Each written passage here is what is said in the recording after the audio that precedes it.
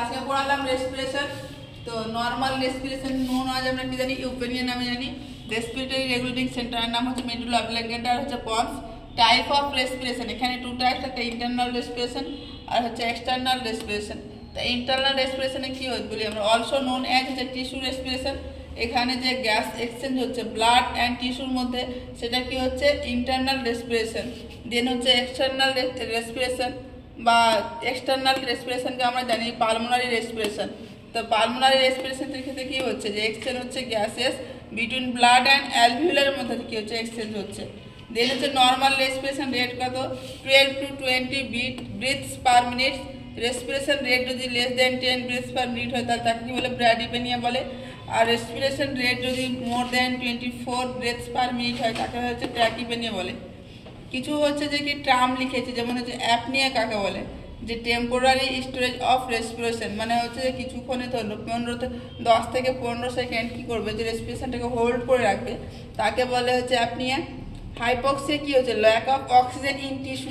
টিস্যুতে যখন অক্সিজেন লেভেলটা কমে যায় তখন তাকে কি বলে, তাকে হাইপক্সিয়া বলে। হাইপক্সেমিয়া কাকে বলে, lack of oxygen in blood. ব্লাডে যখন অক্সিজেনের লেভেলটা কমে যায় তখন কি বলে, হাইপক্সেমিয়া বলে। হাইপার ভেন্টিলেশন কি, হাইপার ভেন্টিলেশনে হচ্ছে যে increase rate and depth of respiration, তাকে কি বলে হাইপার ভেন্টিলেশন। হাইপোভেন্টিলেশনে কি হবে, যে হাইপার ভেন্টিলেশন যেটা ছিল তার অপোজিটটা হবে যে decrease rate and depth of respiration, তাকে কি বলে হাইপোভেন্টিলেশন বলে। দেন হচ্ছে কুসমাল ব্রিদিং কি, যে gradually increase rate and depth of respiration but abnormally কি হচ্ছে, যে রেটও বাড়ছে রেসপিরেশন প্লাস ডেপথও বাড়ছে, তাকে আমরা কি বলি কুসমাল ব্রিদিং বলে তাকে। যেমন যে সমস্ত পেশেন্টের ক্ষেত্রে দেখা যায় ডায়াবেটিক মেলাইটাস বা ডায়াবেটিক কিটো অ্যাসিডোসিস বা মেটাবলিক অ্যাসিডোসিস, এই সমস্ত পেশেন্টের ক্ষেত্রে কি দেখা যায়, যে কুসমাল ব্রিদিং দেখা যায়। দেন হচ্ছে অ্যাবনর্মাল লাংস সাউন্ড, কিছু হচ্ছে অ্যাবনর্মাল সাউন্ড কয়েকটা আছে যেমন লিখেছি। ফার্স্ট এটা হচ্ছে হুইজিং, এখানে কি হবে, যে হাই পিচ মিউজিক্যাল সাউন্ড দেখা যাবে ডুরিং হচ্ছে এক্সপিরেশন, যখন নিঃশ্বাসটা ছাড়বে তখন কি হবে, যে একটা high pitch sound musical sound শোনা যাবে। কোন কোন পেশেন্টের ক্ষেত্রে সেটা দেখা যায়, যেমন অ্যাজমা কি হচ্ছে একটা, যে অ্যালার্জিক রিয়াকশনের জন্য দেখা যায়।